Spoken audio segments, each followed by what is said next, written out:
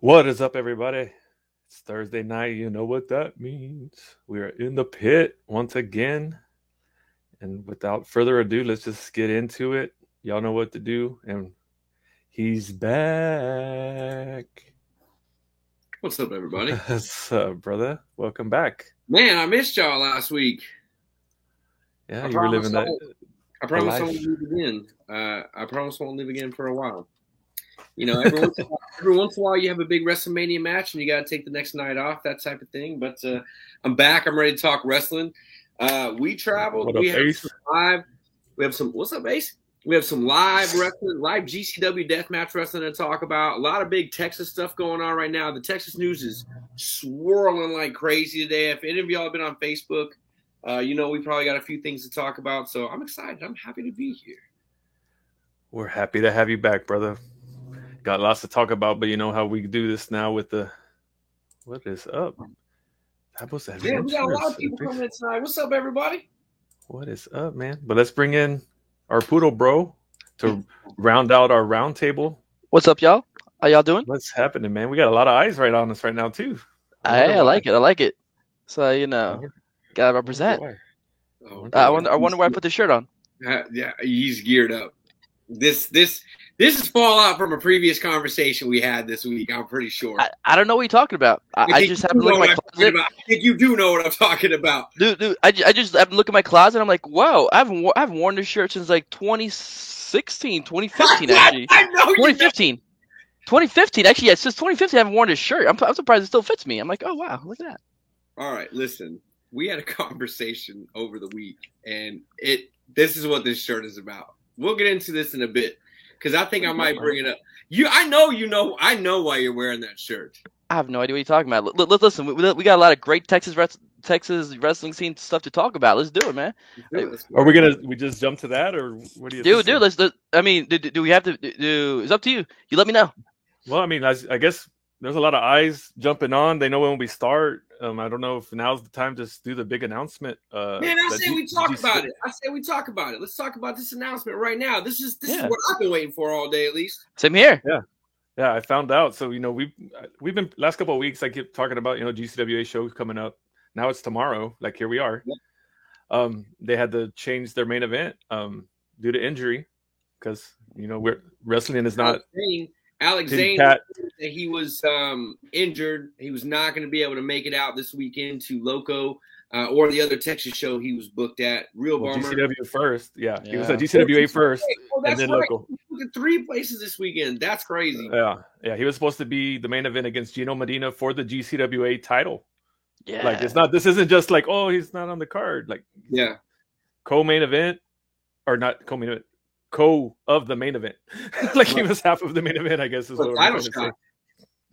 For the title that Gino's had for quite a while. Like he's been a pretty long reigning since he dethroned Chris Marvel. Like that tells you how long it's been. That was one of the I don't know if Chris Marvel made a return actually last weekend, though we could talk about that too later. Texas treats champions before the pandemic, am I right? Yes. Absolutely. Yeah. No, it's been going on 2 years. Like this is a reign. This is a long reign. So let me see. Y'all keep talking. Jeff down at GCWA scrambling. Obviously, it's a couple days. It's a day before the main event. So Jeff reached out to Josh while Josh is trying to figure that out, and was like, "Hey, why doesn't GCWA just drop the match announcement in the pit?" And you know us, we love surprises. We love match announcements. So we were like, heck yeah, man. So what's it going to be, Josh? It's loading. That's what it's going to be. I'm looking at it. It's killing me. Who do you think? Angel, who do you think it's going to be? Yeah, exactly. Let's see who's. Dude, I haven't. You guys are the wrong person. I have no idea.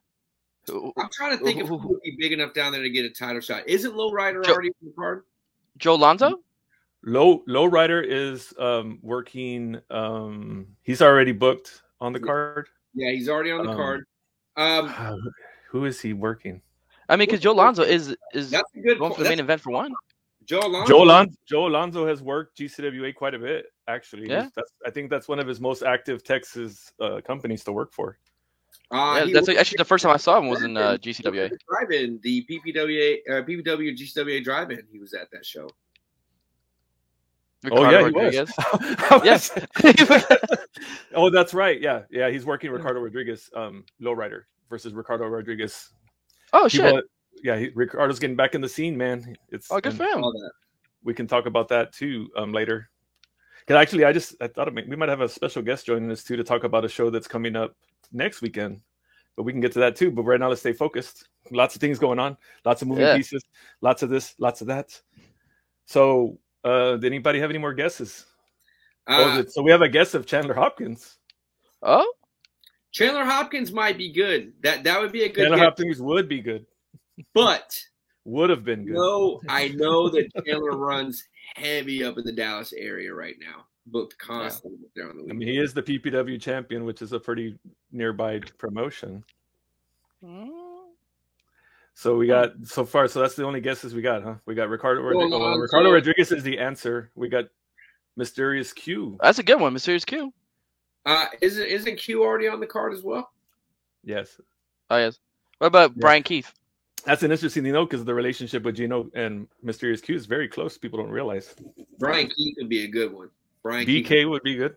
I would like to see it be Aaron Mercer myself. Oh, look who's in the chat already. Yep. I wonder who that could be.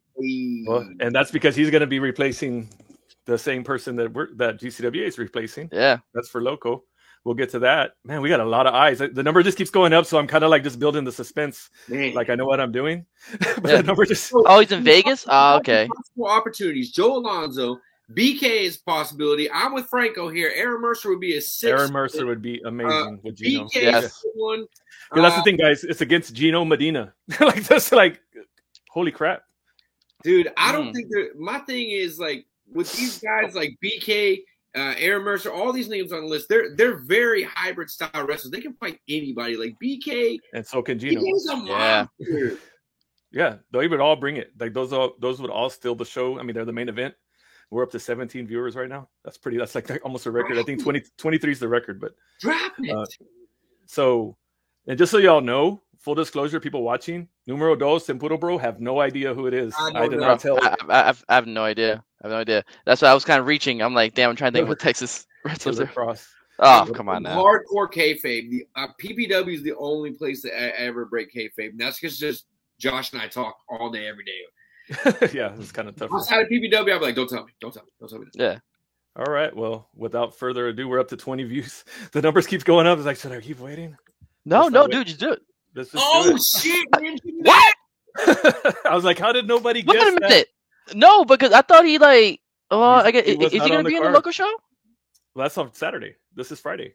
No, I'm saying, is he going to be in a local show? Yeah, Ninja Mac is on Saturday. Oh, well, fuck, dude. Of course. Yeah, Ninja Mac is definitely. Well, and that's another thing. Juan and I just went up to GCW in Chicago, and Ninja Mac worked the scramble in Detroit and Chicago. Ninja Mac and ASF in those scrambles look great, man. Like, I love seeing Ninja Mac. I've seen Ninja Mac live in several different states this year. I feel like this is a good match right here. And Gino versus Ninja Mac. Shit, get your tickets now, man. Don't wait for the door. I sell out. That's pure fire. You're right about that shit. GCWA Championship on the line. Today was the last day to get pre-sale tickets, I believe. So that's going to be tough. So you're going to have to get them at the door. I think Off the Wall Collectibles, if you go to the Trade Center in Corpus Christi, has 3 tickets left, had 3 tickets left earlier this afternoon. We cannot speak for the existence of those tickets any further. Exactly. So there it is. Stacked card. That's gonna be a fucking badass fight. I hate my life sometimes because I knew that all day and I couldn't tell anybody. I know you totally didn't tell us. Yeah. And let me tell y'all something. But I wanted real guesses. I wanted the sincerity that we just got, so I think it worked pretty good. For everybody that's watching, everybody that's fans of Ninja Mac, like I said, we were in Chicago and Ninja Mac was there. One thing that I want to say and shout out was Ninja Mac had one of the best lines at the NGI. At one point, there was the same amount of people waiting to meet Ninja Mac as there was to meet Masashi Takeda. Who came over. What? Yeah. Yeah. And okay. And the thing about Ninja Mac was hot over there. People lined up to meet him. Ninja Mac, it will be the first table set up, usually at every show he's a part of. before doors. He's at his table, and you walk by. He is engaging with cards and shit like that, doing tricks, everything, like just attention and just always vocal. The first time I was with him on the show, get out and see Ninja Mac, because we also know Mac is signed. We know that. We know Mac. We know where though. Somewhere. We don't know where. He hasn't announced it, but he has said he's signed. See your date soon. So if you don't have tickets to these shows this weekend, you need to get them, because in the next month, you just think about it. 3 years ago, we could all see Ricky Starks whenever we wanted, Brian Cage whenever we wanted, Lance Archer whenever we wanted, MJF, James Strickland, MJF. Yep. There was so many talents that were at every fucking show, and now it costs you $50 to $100 to see him from the nosebleeds. Meet and greets are $50, 8x10s are $30. That's not the situation right now with Ninja Mac, but it's going to be next year. He's signed. He's going to be somewhere big. Get out, get your GCWA tickets, get your local tickets, get any tickets you can that Ninja Mac's on. 100%.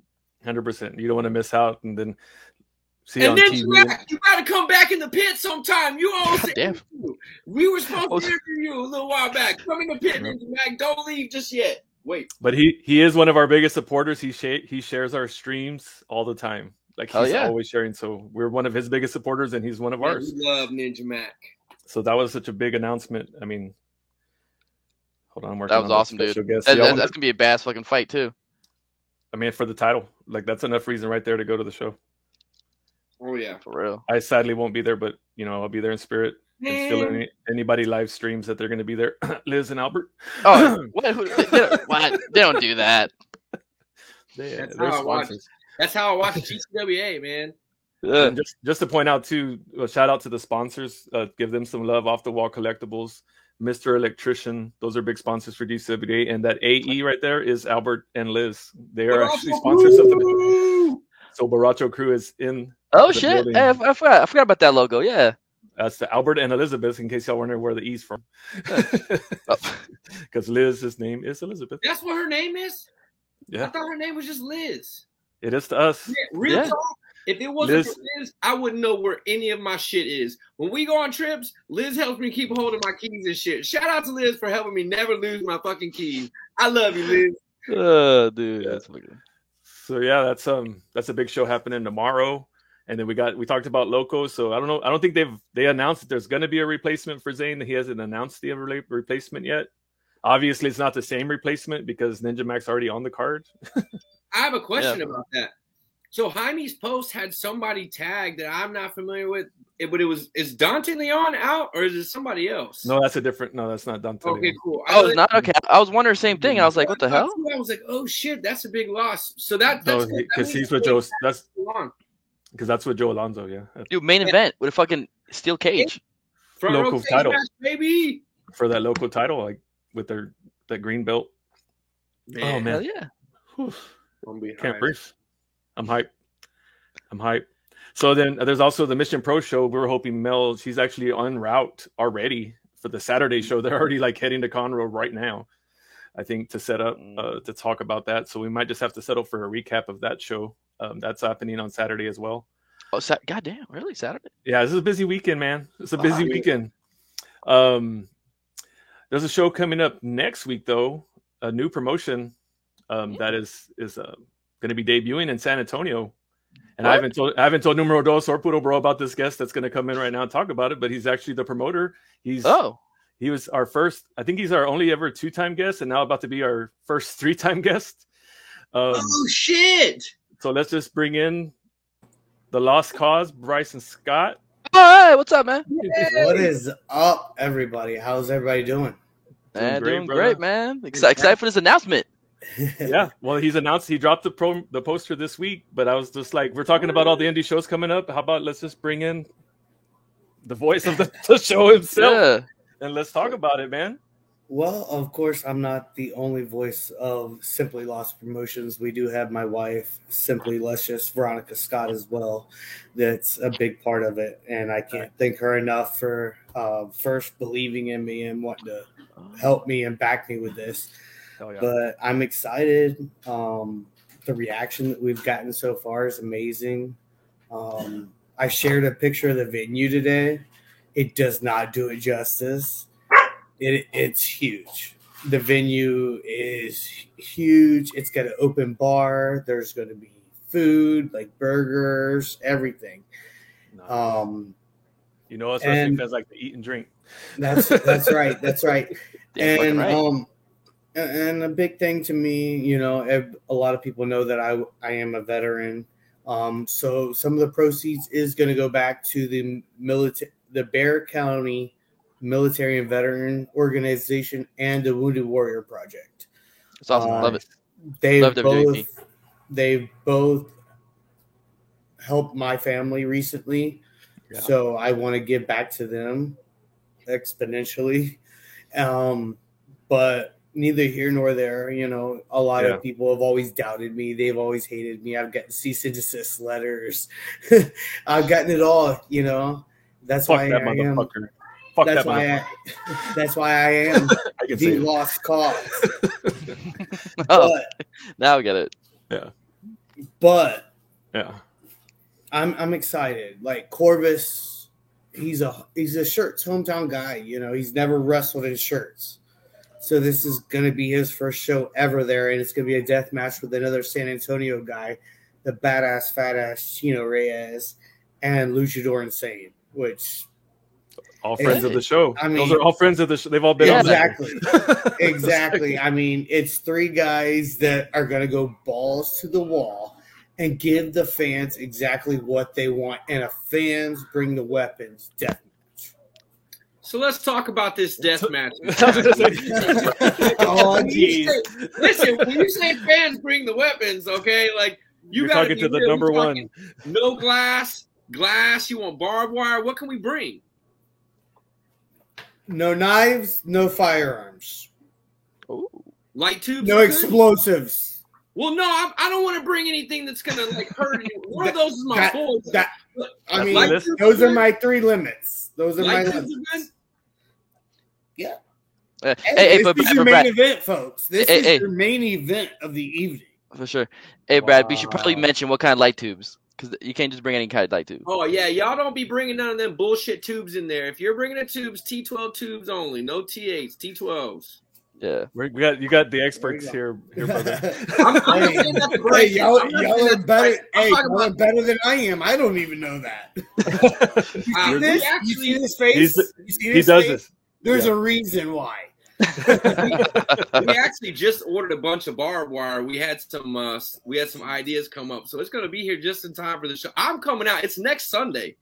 Yeah, that's what I'm saying. Just to be clear for everyone watching. Damn it! This is next Sunday. It is November 28th here in Shirts, Texas, at the VFW 8315. And we've shared the link on Facebook. If you follow me, we've all shared it. Everybody who shares it. I can't thank y'all enough. Thank y'all for supporting the Simply Lost promotions. You know, we're my plan, my idea of this wrestling promotion. You know, a lot of promotions do storylines and stuff like that, and that's what old school wrestling fans love. But at the same time, there's a lot of fans that just love good wrestling matches. Yep. And at this point, something for everybody. Yeah, that's what I want to provide. I want to provide the fans what they want. And that's what Simply Lost Promotions is all about. Sorry, my wife is always on my mind. Oh, good. She should be. That's not a bad thing. Yeah. Are you going to announce more matches between now and the show? or are you just going to kind of, this is my card, come, you know what I'm about, come to it? Because the match on the poster is the one you've already talked about. Yourself is on the poster. Yeah, so I am. You are going to be participating. I am. I wasn't planning on it. My wife is going to take part in it. I'm going to wait for that match graphic to drop. Sure. But we can say what's on the poster, though. Royal Taxation. Yeah, here. Royal Taxation is on the poster. Yep. And I have just signed their opponent today. Oh, nice. And their opponent comes out of the DFW Academy. We are talking about the hot tag team of Horsepower, Nate Collins and Eddie Martinez. Ooh, wow. Okay. That just got serious. Okay. That's a hot tag match. Yes. So Royal Taxation has been going around a lot, running their mouth about being the top team in Texas. Well, that's a hell of a way to find out. Because I'm personally a big fan of Royal Taxation, but Horsepower, they've as a newer team, they're killing it, and they look great together. They mesh well. It's one of those ones you wouldn't expect, but holy shit. Yeah, it worked. They're good. That's a hell of a matchup. So that's another match drop there right there. So there we go. Hell yeah. But I'll leave the anticipation. Yes, that's 2 matches announced. We have 5 matches total right now. Yeah, okay. Like a Sunday typical for a Sunday show. That's exactly, and it's early. It's early. We got people coming in from all over, so we're gonna open the doors at 4:00. Start at 5. Make sure everybody gets home on time, ready for work in the morning on Monday. Get all the kiddos to school, stuff like that. Yep, a good Sunday show. It's on Sunday, so that's how they go. I love it. Awesome. Hey, I appreciate everybody having me on. Y'all have a good night. All right, too, man. Appreciate you. Thanks for coming on. Thank you. Wow. Dude, surprise so far. Dude, I know. I'm annoyed. We lost promotions. This is crazy. I'm gonna be in New York, man. I'm gonna miss it. And I thought I saw Matt. You're gonna be in New York. And during that, we also had Mel join us in the backstage, but but I don't think it's connected all the way yet. So I'll bring her in as soon as it looks clear. So it looks frozen right now. Is there anything else related to? Damn, I feel like I didn't realize there's this much stuff in Texas. Damn. Like this is just happening.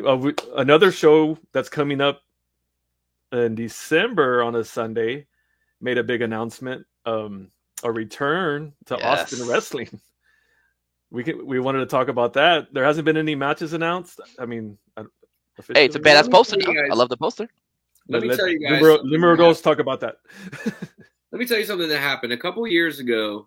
There was an amazing weekend in Texas. An amazing weekend. Okay, we had a Saturday night show. I'm gonna bring I can't remember who it was, but I want to say it was AEW or somebody. But Inspire followed it up, and it was one of the best shows I ever saw. Oh, GCW. And it was GCW. That's right. And it's been 2 years since we've been able to go back to Inspire. That wasn't the last Inspire Pro show, but that was the last one I made it back to. Yeah, same here. The Jericho Cruise for the next one. But it's been 2 years since we waited for Inspire. And today Inspire announced it was their first match announcement. Actually, I think it might have been yesterday. But it's is it Nathan Bradley versus ASF versus Pistolero I never get the Balderas. Man, and I'm so stoked about this one. Pisto, if anyone belongs in Inspire, if anyone belongs in the Texas scene right now, Pistolero is one of those guys. He's great. He's super talented. I don't think enough people book Pistolero, and we're also going to have ASF join. None of these guys, and I didn't know this. I thought for sure ASF had been in Inspire before, but none of these 3 guys have ever been in debut Inspire ring. What? And that's how that's Biss's really big hit back. Like I know Biss was really big on the football player we had, the football guy that was Luther Cross. Or Luther Curtis. Yeah. Real big on him. I know he's out injured. Godspeed to you. Hope you get well soon. I know that he's looking at a January return, it looks like. Yeah, he's getting close. He's already started training. He's back in training. Biss has had his eyes on a whole new breed of talent, a whole new crew of Inspired people. And I'm really excited to see what this show cranks out. I'm also really excited to not have to drive 80 miles to see a wrestling show for once. about that. Yeah, and I just want to say that I also think like Biss has like a great eye on talent. I feel like a lot of the Inspire Pro guys are now making it nationally. So if they're gonna be on Inspire Pro, hey, that's a good indicator. Well, he had the match at the showcase. So I mean, the Inspire hasn't been totally gone, but this is their first full show. They were 1/10 of the showcase. Well, what's your name now? If you remember, actually. He had that white belt, and it was the Inspire. I can't remember what they call it off the top of my head right now. Sorry, I've had a few beers. But they had that big white title, and it was on MJF. And MJF got signed, and then he lost the belt. That belt was discarded in a way that Inspire couldn't get it back. So then they got the new belt, and they put it on Ricky. And then we hit the pandemic, and what does Ricky do? Get signed. That's a real big sign for the holder. I'm just saying. Like, who's next for that belt? Oh, sorry, I forgot the title. The Pure Prestige Championship. The Inspire Pro Pure Prestige Championship. Yeah. That's what it was. Mel, welcome.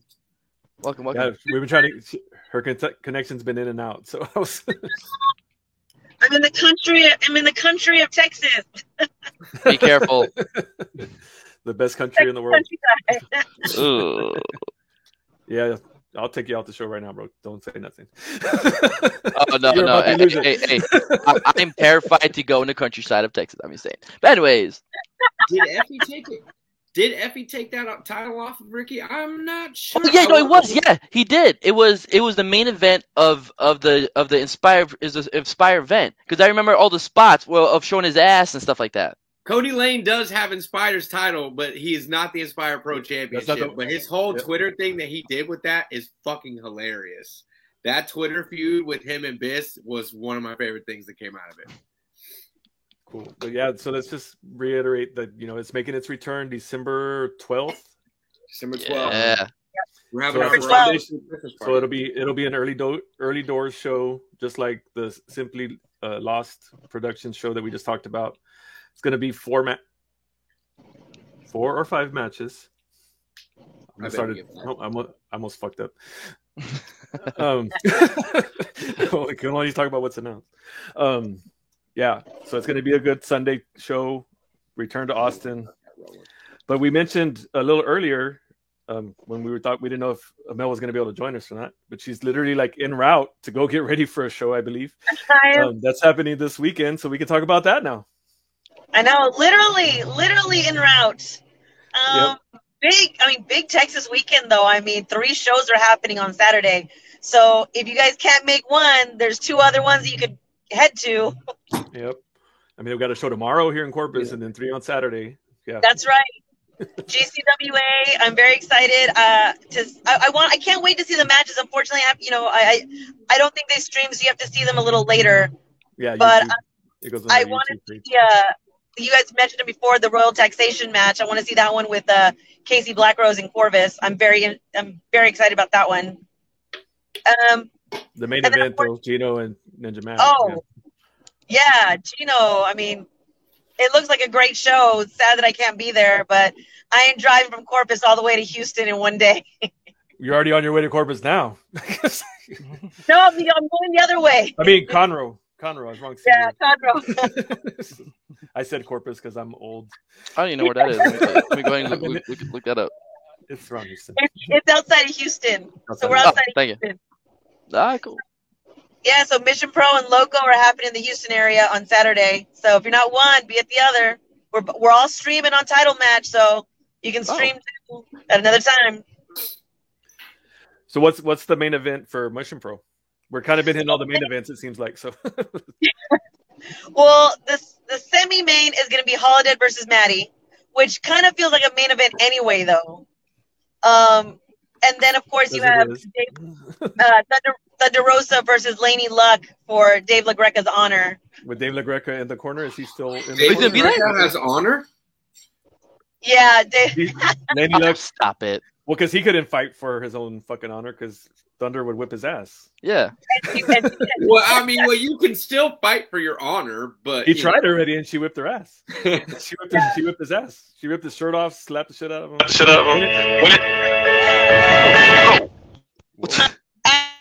In San Antonio today. Oh wow. He was in San Antonio today. He posted pictures of himself at like the Riverwalk and La Villita, so he was in San Antonio chilling out. And he wasn't at Thunder Rosa's house in his room like she was at his house. Thunder Rosa went to his house with his wife. Yeah. That's funny. Now, she did take a picture with his wife. Yeah. On the Riverwalk. But then he'll be up in Conroe tomorrow, which, just so y'all know, I am wearing my Dave LaGreca shirt right now. I have my hoodie on. And then tomorrow, one of our sponsors got me I'm here to do Dave LaGreca shirt. So I'll be wearing that tomorrow at Mission Pro all day. So y'all know what team I'm on. Yeah, clearly. Team Dave. Wow. But it's going to be a fun time. So you're Team Dave and Team Holiday, I guess, for the 2 matches you talked about? Yeah. I gotta beat Team Holiday on that one. Gotta back the champ. Come on. Gotta back the Mission Pro champ. Maddie, 2 belts. I feel like she's like Samson. She cut her hair and she's done. She's over with. Toss her out. Oh damn! Take it easy. Take it easy. Wow. Wow. Relax. Maddie's she's gonna just put out bad shit about our show if you keep talking about this. No, she won't. You remember where her one belt is. Exactly. Remember that. No, we love Maddie. Or I love Maddie. I know. Yeah, you love Maddie. You do that. Yeah, so I guess Maddie in the pit. I can't say PPW's full staff is fully supportive of Maddie. Then I guess no, being that Mel is a big part of it, a big part of PPW. So awkward transition. We can talk about something else. Yeah, dude. Hey, before we talk about the big show, I just want to talk just a little bit New Japan, just for a split second. Then we can lean into it. Okay, wait, hold on. Okay. You can start, but go ahead. Oh, okay. So I just want to say that I did not realize this, but New Japan decided to go ahead. Oh, motherfucker! I just did. Oh my god! I just totally what the fuck you did. Ready to hear all about it. No. Okay. You know what? Okay. I will bring up an evil one thing. Okay. So here, silly me. I'm like, let me watch the Best of Super Juniors. Let me see how this is going. And of course, Show is in the fucking match, right? And guess who fucking interferes? Fucking Evil. It's like, come on. Even in the Best of Super Juniors, you're gonna fucking interfere? It's awful. It's like, fuck. So I just turned the whole bitch off. I turned that bitch off and watched Noah. Yo, fuck that, man. You're the best. You can do what you want. Fuck that, man. So basically, right now, I am taking a New Japan pause until this Best of Super Juniors gets better, or just wait to see what match is better. Are you sure, dude? No. New Japan strong. I'm all about, but saved wrestling though. Huh? But they saved wrestling. You don't want to take a break. They don't. No. Oh, they did save wrestling. Yes. They have. No, first off, no one save wrestling. I don't look. I don't know what you're talking about. I just know that because of New Japan, there's a Bullet Club. Because there's a Bullet Club, now look at that. There's an AEW. I'm just saying. Like. One could not happen without the other, which stands for New Japan. So Hulk Hogan was in New Japan. Say what? Hulk Hogan was in New Japan at one point. He was, and he actually had awesome parents. Matter of fact, Minoru Suzuki. Yes, Hulk Hogan had the guy that made Bullet Club is in WWE. It has nothing to do with AEW. Yeah. Oh, look, and the parts and what made WWE somewhat cool was when it brought Bullet Club type of the club and all that bullshit, whatever. But still, club, fun fact I just learned: Minoru Suzuki's. Hold on. I was gonna say Minoru Suzuki's so I was watching some video with Minoru Suzuki. His dream match is against Hulk Hogan, and that fucking just threw me off. Yeah. I had the same face. I was like, he wants to legally kill him. Maybe I'll forget that. So hard he actually dies. When Hogan went to Japan, though, he actually wrestled. Yeah, no, that's what I'm saying. Remember that though, he actually wrestled, and it was bullshit. And it was great. Yeah, dude. And I was going to say, so enough about fucking Evil and that bullshit. I was going to say that New Japan also, for some stupid fucking reason, decided to run at the same time as the AEW pay-per-view, which I don't get because they kind of went into each other in a bit. So I don't know why on earth they would run at the same time, but it was. Why they do that? That was just like Canelo running against UFC. That's crazy. Yeah, exactly. But not only that, it's like there's some major stuff that occurred in this New Japan show. It's called Battle in the Valley, but no one was talking about it because everyone was raving about AEW. So come on, New Japan. Be fucking better. But just to say, the two or three big things is we got to see Ospreay and Okada in the same ring against each other. Looking at each other, and now it is confirmed that it's gonna be Okada versus Shingo night 1. Night 2, whoever wins will go against Will Ospreay. So that's gonna be some fucking bangers. I'm super excited about it. right? And the other big thing is now you have my attention. Exactly, and it's gonna be great. It's Okada Ospreay.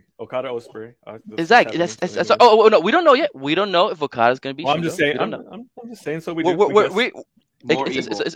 it's about no, Evil's not gonna be in that. And then the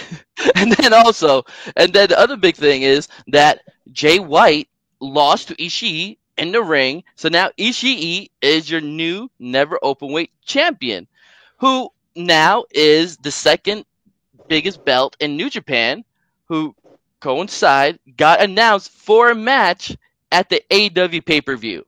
Yep. Which again, if they would have had the pay-per-view, if they would have the show at a maybe earlier or a day before, that would have been a nice, like, oh man, yo, we got the IWGP never openweight champion coming in. That's awesome. But no, but whatever. Other than that, that's really all for New Japan, because that just goes into the show that we're talking about, which is AEW. We can talk about AEW, yeah. And Mel missed our wonderful build up to Full Gear with our prediction show last week that me and Angel tried to do. We did horrible. We did a horrible job. Wait! I thought we did pretty damn good. We missed 2 matches. What matches we missed? matches. We went down his Wikipedia page. What matches did we miss? 2 matches. We missed Thunder Rosa's match, and we missed. Listen, that was. Okay. No, I think we missed one. Bad we were. I know. Yeah. Hey, no, we went off Wikipedia. So the people at Wikipedia, be better. Okay, I don't know. We asking for donations. I'm not gonna give you my damn money. Okay, Wikipedia. If you do shit like this, okay, because this is what we went off by. I was gonna say, but you two leave me and Angel alone, and that's what happens. Damn. We had no numero dos. We didn't have Mel, so we. If I had known that y'all were using Wikipedia, I would have logged on and put like the fakest, stupidest match in there that didn't make sense. You know, third match: Hulk Hogan versus Cthulhu. Wait a minute. We would have you guys be like, wait a minute, what? Ron Burgundy that shit and covered it. Yeah, no. Wait, so are you talking about like a match that didn't make sense, like having Cody and freaking fucking Pac against Andrade and we didn't cover that match either. I would have seen that match and I would have been like, no, we talked about it because I was like, this is the most random fucking match. Why is this even here? And then we talked about it in the chat afterwards. We did, yeah. Yeah, you know, we gave as much time as the damn match deserved. But hey, let's go down to what do you guys' thoughts over it? Our predictions didn't do so well. Did okay. I called MJF. Right. We did. We both could. We did that. You called, but that was the thing that I told everybody. Angel called the exact finish. Like he called it exactly how it happened. It's really because it's like one thing I love about AEW is like it rewards you for paying attention to their promos and to like the little nuances. Because it was a great show. Because Darby went off about. I was like, why is Darby going off about getting beat by a headlock? And you knew everybody, you got beat by a headlock. Yeah. And I would say everything. I've seen Darby in like since like 2017, like in Evolve and shit like that. I've never seen him have like mostly a straight wrestling match. He actually had a mostly straight wrestling match. I was quite surprised by perfect though. That's how it should have been. It was really good. It was a very good card. The main event ended the way that you said it would, that I still was skeptical about, so I was wrong. Yeah. So the 2-year build up is done. Yeah. Finally, it paid off as everybody was hoping. What do you think about that, Mel? We talked about that for about a year on this show, I think. Hangman is your new AEW champion. Yes, hold on here. Let me, because I have bad memory, so I'm trying to bring it up. Okay, boom, here we go. I was stoked. I mean, that whole show. I mean, I missed some of it, so I had to go back and watch it after it already had aired.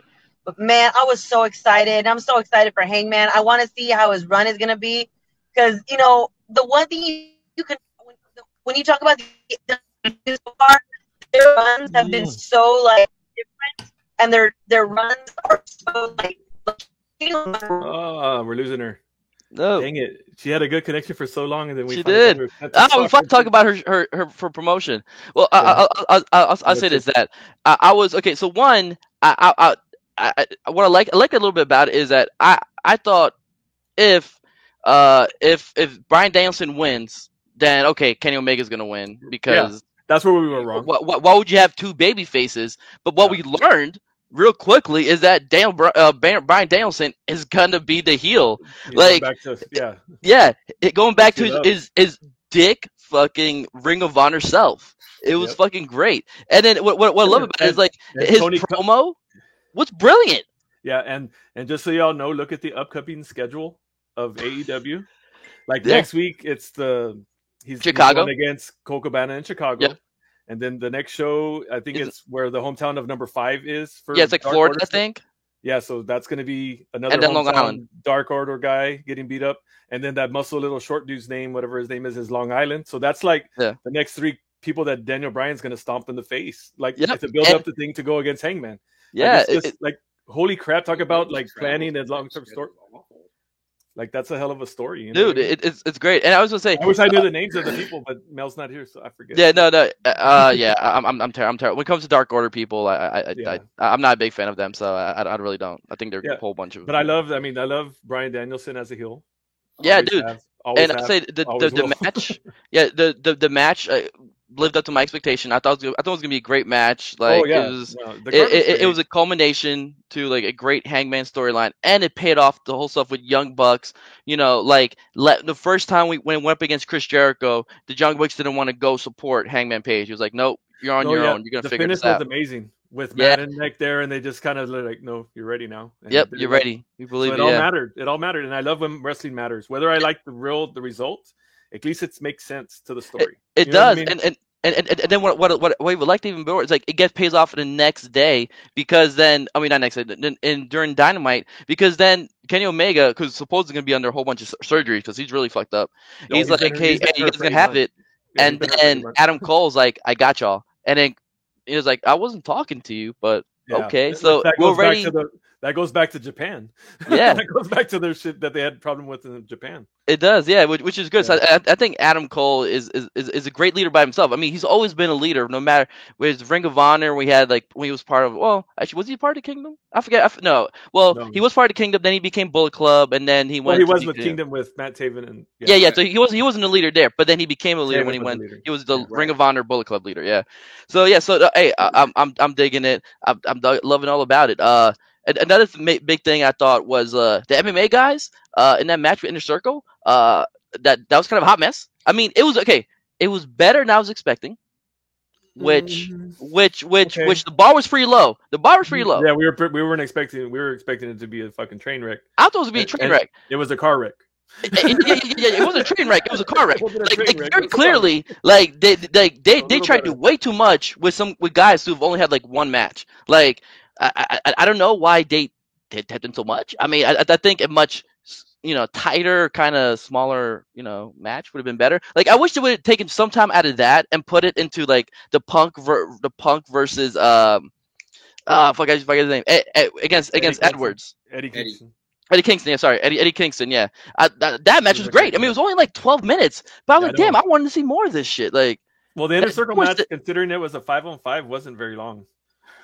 Considering it was a 5-on-5, bro, it felt long. Even though it was really like a 5-on-2, because fucking Scorpio Sky and Eddie Page is the only ones worth the fuck on that whole team. But yeah, I think the way they did it though, it ends it at least. So now we don't have to fucking deal with that shit. Even though I think they were still on the show yesterday. Yeah, like ranting about shit, but I liked Jay Lethal. I want to point that out. That freaking was one of my highlights of the night because I'm a big Jay Lethal mark. I know not everybody agrees about that, but he's one of my favorite. He's one of my favorite too. And because I've met him as a person and talked to him, he's such a good dude. Oh, yeah, awesome. The interactions I've had, like he's one of my favorite people that I've met in the wrestling business, and he's one of the best in my opinion. In my opinion, Booker T put him over to the moon yesterday, which I'm like, okay. Whoa, that's a shocker. That's a shocker. Because he said Jay Lethal could main event on any card anywhere in the world. Wow, that's a shocker because if it's not WWE related, he just fucking shits on it. So that's wonderful. No, dude, and I agree. Paige Van Zandt is gonna be a star. I think Biss would know. I don't know if you can see that comment too above his, but we spoke earlier about the Inspire Prestige Championship, and that is the last few champions from Inspire. So if anybody knows talent, Inspire Pro knows talent. Just saying. You're fucking right, dude. Honestly, bro. I told you we were. But he said he was going to try to get her as soon as he could. So here he is. Yeah. But, hey. Put you over. Fuck yeah, dude. So I thought, I thought she had a pretty decent. I thought she had, she's out of all this MMA stuff, that's probably the biggest thing they're gonna get is probably her because. Well, she's probably gonna get wrecked again in bare knuckle, and then she'll be done with that. Oh yeah, dude. She's pretty competitive, but always. She got wrecked, and she's gonna get wrecked worse, and then come to wrestling and be better. For sure. Yeah, dude. And then I would say the other match I was just kind of disappointed in was the Lucha Bros versus like Dax Wheeler, FTR. I don't know what was happening there. It was okay. It was just the level. What the expectations for that are like, two of the best teams. You think it'd be better. And then the old guys got involved a little too much.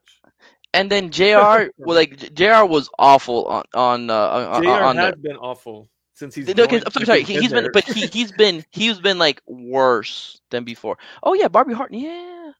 Hey, what happened to her anyways? I used to like her. Did she retire? I feel like something did happen with Barbie Hayden. Yeah, I feel like RCW or something like that. I don't remember. I don't remember. Anyways, But it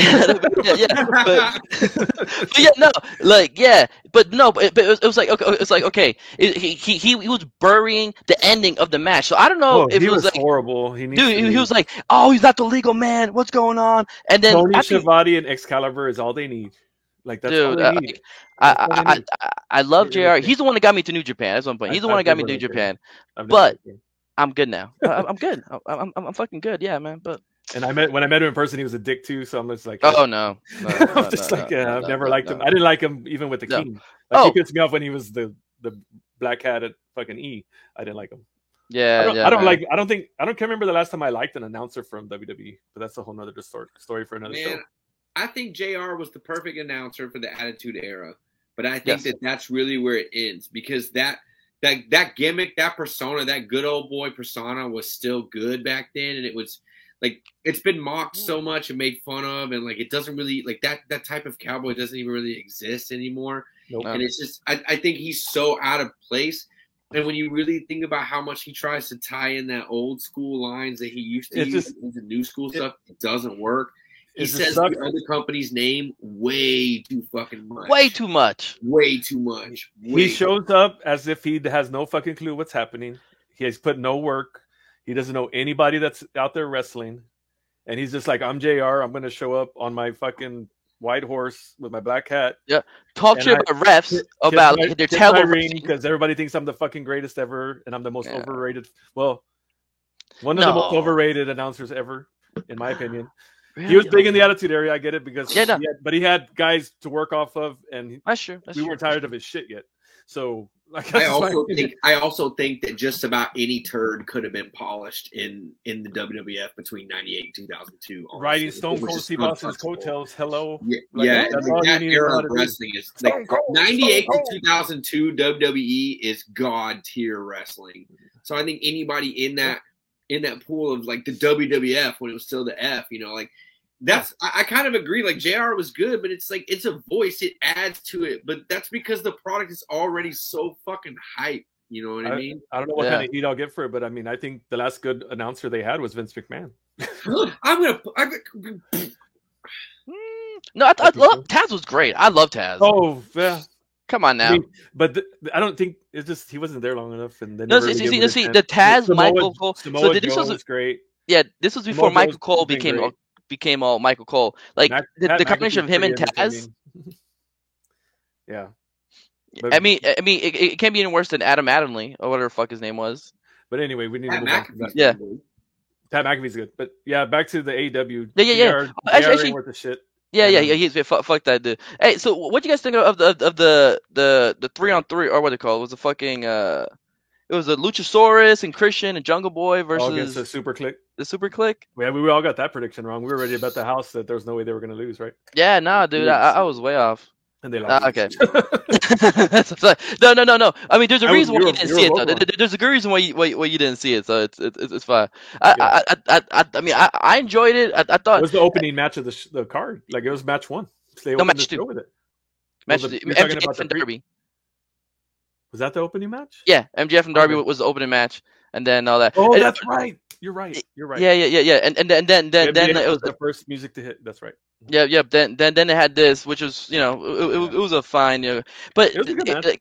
it was a good little clusterfuck. I enjoy it. I mean, the whole concerto thing. I've never liked the concerto. I thought it was pretty lame. So I was like, okay, yeah. The one-man concerto. Yeah, the one-man concerto. Even both, I'm like, nah. So I was like, okay, sure, let's get this over with. But I wasn't really that excited about it. But you know why I know that this was the first fucking match? Because the fucking app is like the Bleacher Report app is one of the worst fucking streaming apps. Oh, that's what we needed to talk about today. That is fucking trash. Oh, okay. So I'll. This was the first pay-per-view I've actually paid for, because I was like, hey, you know what? I'm trying, because I want to get the Spanish commentary. I'm trying to, I have a Spanish friend, and she's trying to get into it. I was like, cool, okay, let's watch this, right? So I tried to do it on the app. The app keeps fucking crashing. So I was like, that's okay. I'm just going to go ahead and I'm going to stream on the computer. So then we streamed on the computer. It was fine, but we got distracted. It's fine. I got it. I was like, you know what? Because I bought it on the app, I should be able to watch it right after it ends. Nope. Was not available. Then I read it was going to be the next 24 hours. I'm like, okay, next 24 hours. I tried it on Sunday, and it still wasn't fucking there. But the English one was there. Oh, but guess what? It was a live fucking stream. I'm sorry. It was a live fucking stream. No, you could not fucking pause. You could not fucking pause. You can do anything with it. It was a live fucking stream. What the fuck is the point of me paying fucking $60 if I can't get the fucking event? Fuck. So here's a point. Here's a point that I'm going to make, because this is actually a huge problem right now, because you have AEW, who is the mainstay of the big time right now, and they're having issues with their purchase platform. And you also have GCW kind of going through a similar shit, like people ordering pay-per-views, shit being glitchy, sound being bad, commentary being awful, things like that. And it really does speak to the fact that, like, you can fuck around all you want on the free shows. Fuck that shit up from here to Kingdom Come. If I put my money in the slot, this needs to go right. And this is, like, Bleacher Report continues to be a problem for AEW. That's a lot of money, dude. $60. Like, right. And it's just, it's insane. There were so many people, like, I knew AEW had started because when I got on Facebook between matches at GCW, that was what I saw. People complaining that Bleacher Report app wasn't working, and like some people couldn't even watch it. Like there were people. I got it through Dish Network. I got it through Dish Network for $40. Listening too, yeah. It's more expensive on Bleacher than it was other places. Wait a minute. Yes. The HD was 49 or 40 or 49. Yeah. Yeah. Motherfucker, I'm about to look at that. I mean, I don't have Dish, but when you buy it off Bleacher Report, you don't own it forever. Like you only get to watch it for so long, and on Dish Network you can watch it. It stays. You can record it and have it forever. Like you can literally hit record. Or even Fight. If you purchase it through Fight, you own it forever.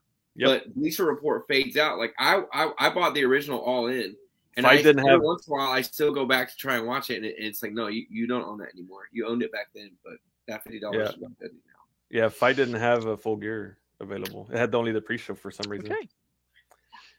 Well, it was really weird, but they can go fuck themselves. Okay, that's well. But the thing is, like it's to a degree. Sometimes it's not AEW's fault. Like Smart Mark had that issue for a while, where somebody didn't use Smart Mark. They used another company. That was the big issue. GCW stopped using Smart Mark, and their first couple of shows, the production value was awful. It was glitchy. It would cut out, and it's like you're stuck in that contract, and you got to work with it. Like. Is it AEW or is Bleacher Report failing AEW right now? That's what I was asking. I was like, I think it's Bleacher Report because I would be off Bleacher Report. I would be on Fight. I would be somewhere like that. If you're on a streaming service that's going to make me possibly ever try to purchase a show twice, it's already a negative point for you. Not like a huge negative point, but that's a red flag to me. No, that's a big point. I only want to pay 20 once, but I certainly once want to pay 50 once. Yeah. No, man. Okay, so I'm gonna say I wasn't the only one that had that fucking issue because that shit. I was highly upset. So it has to be Bleacher Report though. I'm just gonna double down on that because I watched AEW Full Gear on Dish. Oh, it was Bleacher. It was Bleacher. It was all over. I had no problems. Like it was perfect. Other than shitty commentary and fucking whatever stupid shit happened, but that's not the topic of discussion. The stream was fine. We lost nothing. Everything was fine. They paid less than Bleacher Report too. Fucking hell. No scam or none of that bullshit. Just the regular, like I'm sitting on my couch, order on my fucking TV, and here's fucking Full Gear. Wonderful. Save $20. Now enough for future. Fuck Bleak Report and the horse rode in. There you go. Hey, the horse did. Hey, Brad. Hey, so I mean, you had a big trip in GCW. Yeah. I mean, you want to just give like what were your highlights, man? Man, honestly, so the trip to GCW, the show was crazy. There was a lot of stuff on the line. For those of y'all that don't know the backstory, the NGI is a tournament phase, just like anything else. It starts off with around 4 matches to 2 down to 1. This was the first tournament we'd had in the pandemic era where, if I'm maybe the first, but they brought over Masashi Takeda and Rita from Japan. It was great. The show was great. I only have one gripe. Alex Colon won. And hear me out. 3-time TOS winner, like back to back. Now Tournament of Survival. Huh? Yeah, Tournament of Survival for people that Tournament of Survival for those that don't know. Yeah, Tournament of Survival. So he's already won 3 back-to-back tournaments for GCW. Just won another GCW tournament a couple months ago. Now he wins this one. I don't see the point here. I think this is a really good definition of overbooking, and here's why. And I'm going to get to the highlight of this in the end, so don't spoil the surprise of what happened. But this guy has won all year in GCW, and it's becoming a Roman Reigns-esque type feel. Like, this tournament was huge. It had some big names in it. It had a surprise entrant, which was Charlie Evans out of Australia. And she, like, I mean, and crazy big match. These were big fucking matches. I didn't even think Alex Colon was the best person in the tournament at the end of the night, much less did I think he was the best person going into it. And I think the GCW is overbooking it. But the real big news is at the end of the NGI, somebody stormed in from the back and attacked Alex Colon. So it turned out to be Pitt alumni himself, the Duke, John Wayne Murdoch, makes his GCW return. And here's the big controversy of the weekend. So shout out to John Wayne Murdoch. Super happy you were there. You know I'm a Duke fan from day one. My absolute favorite death match wrestler. Well, my day one. He's been wrestling longer than I've been watching him. But the thing about it is, like, he's a great talent, hardest worker in the business. It was a great setup. He should have been on GCW's stage a long time ago. But here's the big controversy. The announcer called him like he was a nobody. Kevin Gill literally said, John Wayne Murdoch, a name that's been bubbling up on the indies for a long time, somebody who's been wanting to make a name for himself out here. Like, it was really downplaying. This is how you would talk about somebody from FCW showing up to fight John Cena out of nowhere back in the day. And it was just so shitty. And one of the comments that I made was like, you know, he's a former TOS entrant. He's a former GCW tag team champion with Reed Bentley. He's an ICW current champion. He's fought all over. He just won Sickness Cup. He's fought in King of the Deathmatch for, I believe he's former King of the Deathmatch winner even. And they treated him like a fucking nobody. And this is kind of where my point was kind of tying into the JR stuff. Like, commentary has to be, it doesn't have to be great, but it can't be fucking bad. It can be bad, yeah. No. And Kevin Gill's awful. Kevin Gill's awful. GCW is really tied to its roster. And if you look at that roster, it's kind of telling because, like, you have Kevin Gill, the commentator, who's like, oh, I'm the best commentator in the world. Nobody else really uses awful. You also have Alex Colon, who's like, I'm the best deathmatch fighter in the world. Yeah, and all those GCW rings you fight in all over the world, but he doesn't fight anywhere else. That's my gripe about it. Great tournament. Absolutely great tournament. It was a great match. One of my favorite things, honestly, was actually seeing ASF and Ninja Mac there live because it was a nice break from the tubes to have them wrestling there. But it was a great show, honestly. It's interesting to see where we go with it. It's clear that GCW is moving towards a more wrestling format than a deathmatch format. It does kind of feel like mainstream. It feels like they're not TV really contract. booking that strong. I would have booked Atticus to win this one, and honestly, Atticus came out with the fire. Atticus versus Takeda, we got to see it, and honestly, in my opinion, that was maybe match of the night, if not Atticus versus Rita. Atticus was the MVP of that tournament. He should have been in the finals for sure. He should have won it. But anyway, Alex Colon wins, and he gets the belt back. That was that. But the trip was fun. Chicago was great. It was cold as fuck. Yeah, so just to stay on, you made a comment that kind of triggered me. You said it's the booking of Colon is like Roman Reigns-esque. Did you mean that by like he's in every main event or the only one they got? Or is it because I see it? I just think like I know Roman Reigns has been the champ for a long time, But without him, they'd be fucked. Versus, I think if Alex Colon's gone, GCW is still good. Pre-popular Roman. Current Roman is good. They gave into that and they let that storyline play out. I'm talking about the days where it was like, man, we really want to see Brock. Well, here's Roman. Well, we really want to see. Here's Roman, and it wasn't Roman's fault. So not current Roman. It's right, and I don't even know that to a degree it's Alex Colon's fault. I think it probably is a lot of it. I just think that it's tiring. I think that it reaches a point where if you book a guy like that to win that much, it kind of takes away from the reality of it because, like, what is TOS really that hard to win if the same fucking guy keeps winning it? You know what I mean? Like. Not to say that that's not hard. I know TOS. Their idea is like he's building up to be unbeatable or some shit, but he doesn't go fight anywhere else. Right. If you show up in GCW, you got to fight Colon, and you're going to take the L. And I think that it's okay if you're building towards something, but what's he building towards? Like, what are you going to do now? You've won the NGI and you won TOS. You've won both of GCW's tournaments. You've won the fuck out of him. What could you do more now? And the funny thing is about. Like when you tell somebody like me GCW or talk about GCW, like I don't know how many names I say before I even say Alex Colon's name. Yeah, because I don't follow it like you do, obviously. But I don't follow it. I'm more of the probably average wrestling fans' knowledge of GCW, maybe a little more, because of I get friends that love it. But if you start telling me to list names of GCW talent, I don't know how long that list gets before I even say Alex Colon. So, like, what does that say? You know what I mean? Like, what does that say? Yeah, because y'all know who the first person I say, the first person I say, you just throw that shit up right there and fucking tell you who. You know what I mean? I think Alex Colon is a great talent.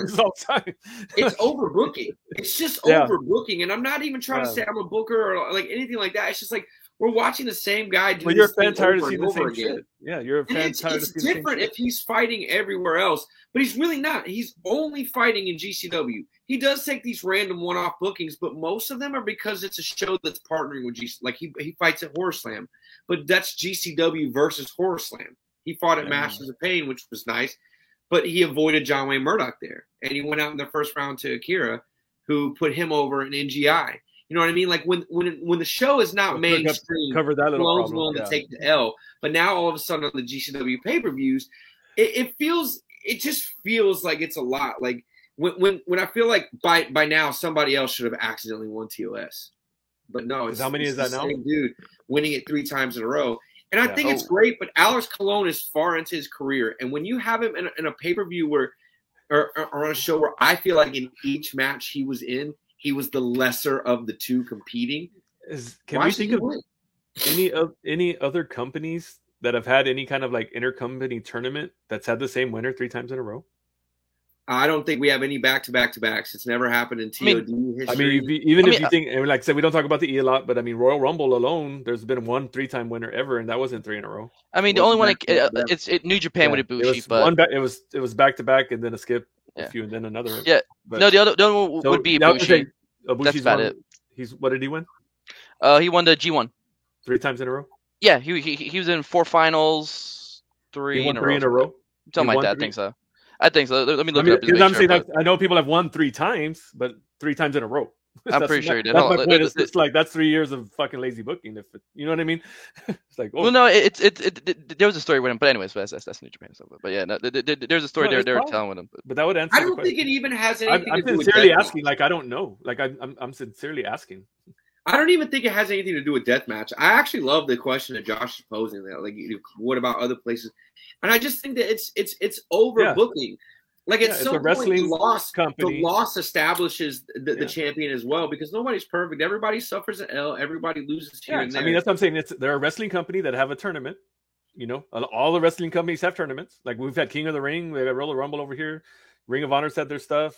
You know what I mean? Everybody has some kind of a tournament, but I can't think of one that had the same winner for 3 times. Well, not only that, you have this other argument. You have GCW, and this is where I am going to go deathmatch, and I'm going to bring up John Wayne Murdoch, and I might even bring up somebody like Luchador Insane. You have GCW trying to build up Alex Colon. Somebody, he won back-to-back tournaments.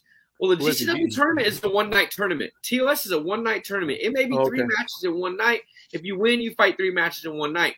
I want to point out that when we go up to Southern Sickness Cup, John Wayne Murdoch won that tournament. So he fought a match the first night, and then he fought a no-ring death match the next day. Then he fought 2 matches later on that night. Then he came back and fought one night, that won the next day. And I know he's done that multiple times. Like, Murdoch will leave on a Friday, wrestle 5 or 6 matches, and come home all the time. Why is it such a big fucking deal that Alex Colon can win 3 in a night all of a sudden? Like, why is it such a big deal? My thing is just like, I think GCW refusing to acknowledge that there's another product out there that's doing what they're doing is actually hurting their business, because they're trying to say, look at this impossible booking right here. And we're going, you mean the booking that ICW is doing already? ICW held a 2-night tournament of Tough Men for WrestleMania weekend. Murdoch fought more then than Colon fought this weekend. Why is it such a big fucking deal? And while I'm on that, I'm going to spread some hot shit. Your boy right here had the spot right next to the speakers. So every time they spoke on that microphone, it came into my ears. I heard it loud and clear. When Murdoch showed up, we started chanting ICW, and someone came on the microphone and started chanting GCW over us. Someone used a microphone backstage to out-chant the fans. That's what I'm getting at. That's what I know we don't cover it, but as GCW becomes more and more mainstream, you really are starting to see some of that fucking bullshit WWE Vince McMahon mentality start to eke in. Like I don't, what are they fishing for? Like, what do they think? They don't want to acknowledge ICW. They refuse. And you know what's crazy? But for what Alex game? Stallone even said, I was on a rant in the back, and I kind of ruined John Wayne Murdoch's surprise for myself, because Alex Colon cut a promo. He's like, there's a guy out there who's got a belt and he does death matches, and I want to fight the best. And we all thought he was going to say John Wayne Murdoch, but he didn't. He called out Moxley, a dude in rehab, because they refuse to even acknowledge that fucking ICW exists. They refuse to even acknowledge that it's happening. Yeah, let me sign your top guy, but I'm going to refuse to acknowledge that he even exists in this other company, or has a belt, or won tournaments, or used to fight here, or anything. And I think that it's stupid. I think that it's very much like a, don't slap the leg, don't say super camp, don't, you know, it sounds very controlled in the back and being like, oh, they're chanting, somebody else pipe something in there at it. That's my hot take. If you really want to start a war, I'm gonna even go fuck it. If you're out there, promoters, listen to me, because I got something for you. And as a fan, if I'm not chanting your name, that's not my problem. That's your problem. And I'm not talking about being disrespectful. I'm saying if you want to book a me versus you match, this company versus that company, bring your heat at your own show. And if they start chanting, fine, get other people to chant with it. But to get on the microphone and try to drown me the fuck out, like, that's bullshit. He's here because he's the other company. Let me do it. I know we didn't acknowledge Razor Ramon and Scott Hall, but that was the thing. That was what made NWO so cool, was because all of a sudden it was a war. But you can't have a war if you're going to go, no. There's not two sides. There's not two sides. There's our side, and then there's some guy. This is some guy. Yeah, this is some up-and-comer dude. Yeah. Hey, what are you gonna say? Sorry. So this was just announced literally 5 minutes ago. Speaking of how terrible the WWE is, one of the hottest groups was Hit Row, which I remember I thought they were great on NXT. They got brought up to the main roster, right? And the female got released. Mm-hmm. Guess what? Now they're all gone. It's official. John Morrison, Top Dollar, Ashanti Adonis, Isaiah Swerve Scott, Tegan Knox, Drake Maverick, Shane Thorne, whatever, and Jax Ryker have been released. That was happening. I thought that was going to be tomorrow, but okay. So let's talk about this for just a second. I know it's already 8:30, and we don't normally cover the E, but I'm going to say something, and I'm calling my shot. Hey, we can cover these people now because they're not E. They're just got released. I'm saying something about E. Oh, that's fine. Vince McMahon is selling. Vince McMahon is selling, and it has to be. It has to be. He's not passing the company down to anybody. He is liquidating assets. He is getting rid of things that will be something you consider in the purchase of a company, which are a bunch of high-end contracts of people that can draw. Morrison was drawing. Swerve was drawing. A lot of these people were drawing. They were over. People wanted to see them. But they're $400 million gain in the last quarter. Yep. $400 million gain in the last quarter. Yeah, but when you sell the company, because the amount of money you get, that's price tag going up. That's price tag going up. I'm agreeing with you. That's that wasn't a contradictory statement. That's what I'm saying too. Like he's like, I'm going to offload all these contracts because I don't want them to be like, well, after we pay out the contracts, your value is $1 million. No, I want to cut the contracts and get $1.5 billion. That's what it is. Y'all gotta understand bullshit, that. Dude. Yeah. Not y'all two. I'm saying the audience. You have to understand. You're visibly, actively watching this guy. This is what he wanted the whole time. He wanted to sell the company. He's about to die. He's not got anybody that he believes he can turn it over to. This is the end. No, dude. I just find it so insulting to like guys like I remember when John Morrison got signed, that dude was on fire. He was everywhere. Dude was one of the hottest guys in the lucha scene and the indie scene. Everywhere. He got signed, went back doing the same bullshit. Johnny like he changed his name for every company. Yeah. And he was like a main guy in every company. And then again, I'm a big fan of Swerve. I'm a massive fan of Swerve. Like I didn't watch much NXT, but I thought Hit Row was one of the hottest groups I've seen in a long time. They had a fun gimmick. It wasn't just some random stereotype. Like they all had like a part in it. And even the dude, which is funny because Top Dog was talking a whole lot of shit on Twitter. Oops, my bad, dude. Maybe you shouldn't talk shit. But anyways, and Ashante Adonis talked a whole lot of shit too. But regardless of that, is like they're the hottest group. And again, just like Keith Lee and Killer Kross, you put them to the main roster, and the fucking people don't know what the fuck to do with them. This is why. That means real. They were Team NXT last year. Swerve was on Team NXT. He came up with Hunter. He was on Team NXT. Yeah. Bro, this is like I almost make the Keith Lee face again. Every time you say his name. I'm sorry. Hey, I will say Shane Thorne. That means now the Mighty O'Neil can be back again because on their own they're not very good except Jonah Rock. Or sorry, Jonah. He goes by Jonah now. But like Shane Thorne, the Mighty O'Neil, and Mickey Nichols and Mike Nichols, they were like an awesome like group out of Australia. They went to the E. They became TM62. It was a fucking move from Pokemon. I don't know what the fuck they're called TM62, but in the end, it's just trash. I was just say WWE is trash. I'm so glad I didn't buy WrestleMania tickets. Instead of WrestleMania tickets, I bought tickets to go see the Spurs versus the Nets because fuck the WWE. And I just want to point that again. Fuck the WWE and go fucking Nets. Because man, just crazy, man, crazy. Yeah, that announcement happening during all this is interesting. Because I was still like wanting to talk more about GCW, but no. That was just no. Let's keep talking GCW. No, I just had to bring that up. That was big news, though. Yeah, no, and we usually do talk about the releases of these people. Unfortunately, yeah. Unfortunately, we do. We can talk about where they're gonna land and all that stuff, but that can be next week's show. Yeah, no, we can do next week. So, what did you want to talk about GCW? I'm sorry, I just had to. Well, it's just my whole thing is just like what I mean. I get it because you don't want competition, but like. What the fuck? Like, what's the end game of that? Like, are they cleaning up because they're trying to get a TV contract? Are they trying to get because? Oh man, I don't want. There's deep history here. That's one thing. There's stuff that I know that happens behind the scenes with when GCWA is running a show with other companies. That would say a lot, but I don't want that other. You know what I mean? Like it'll be obvious who I found out from, so I don't want to say. But controlling. Like you're saying, 100%. That's all I can say. Drowning me out. Like there was only like 100% controlling. Drowning me out is bullshit. One man, and it's pussy. It's pussy to me. Like if I was a promoter, I would want that war. Like, and if I don't win, that sucks. But you're gonna buy my pay-per-view. Like, here's the thing. Like, Danny, your crowd is chanting, "Be happy." I'm not even trying to knock ICW.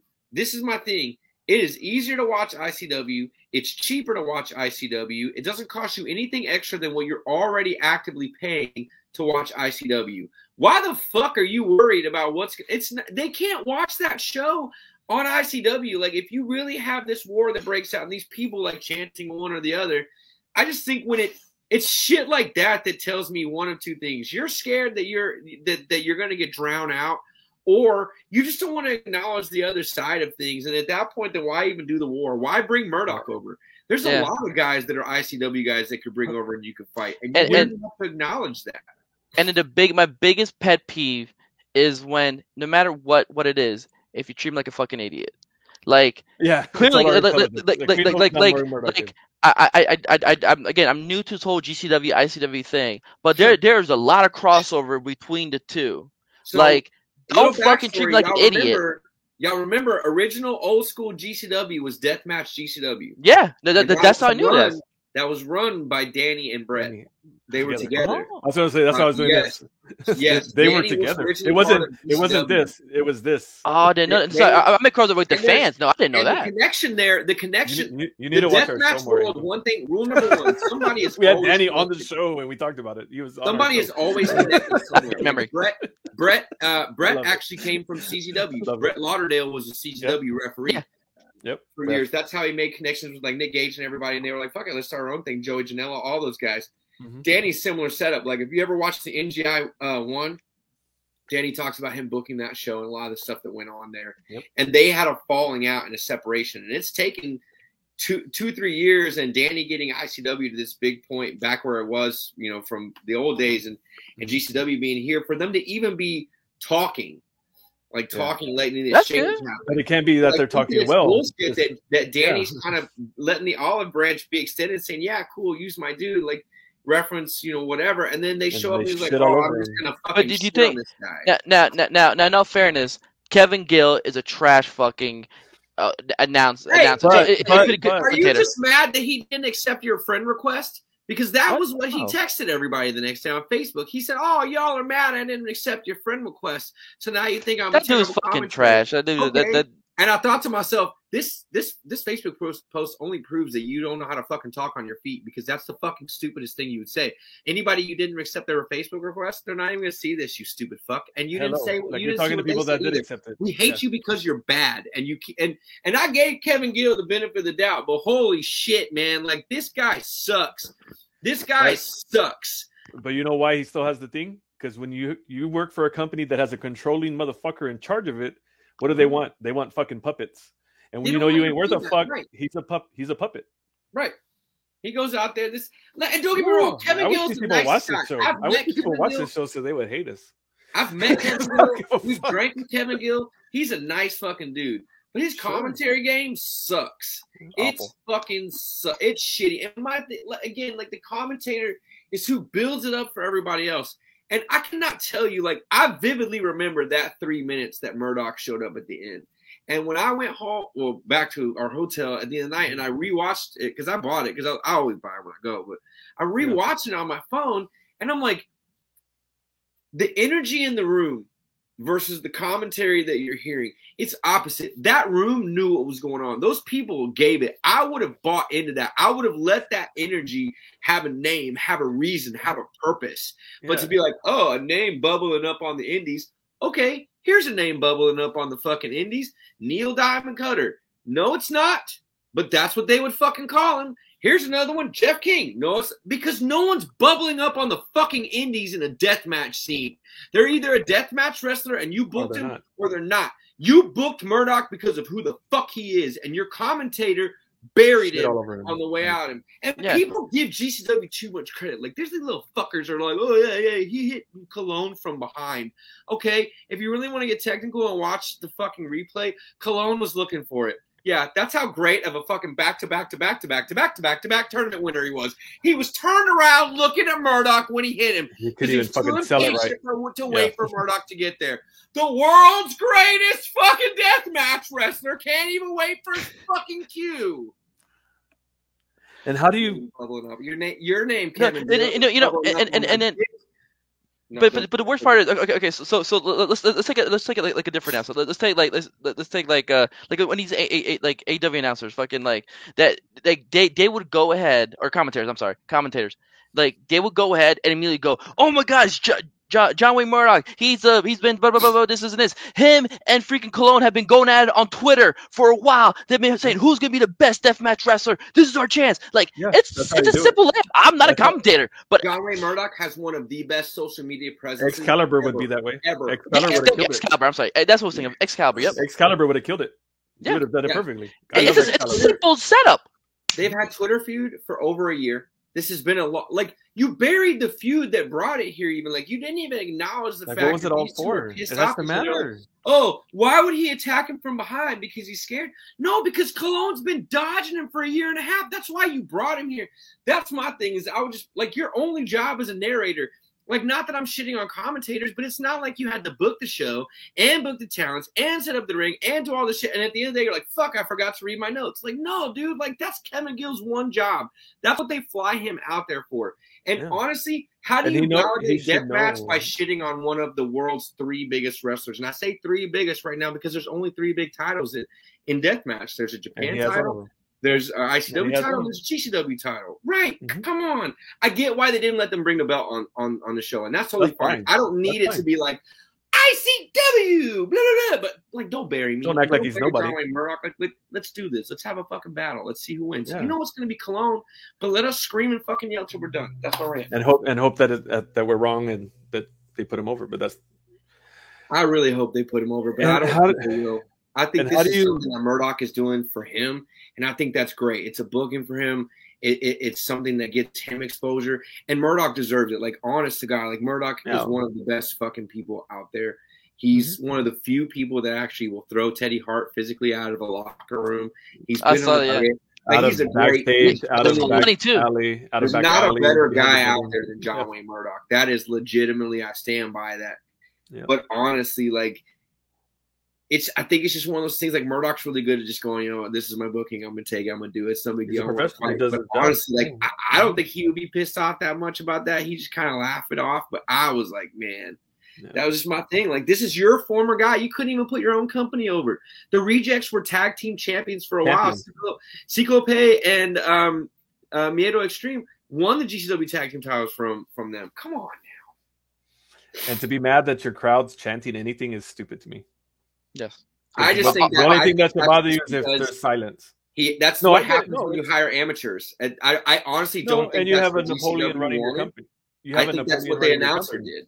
No, that's what I'm saying. I don't think it wouldn't make sense for GCW to spend that money to bring John Wayne Murdoch in just to bury him.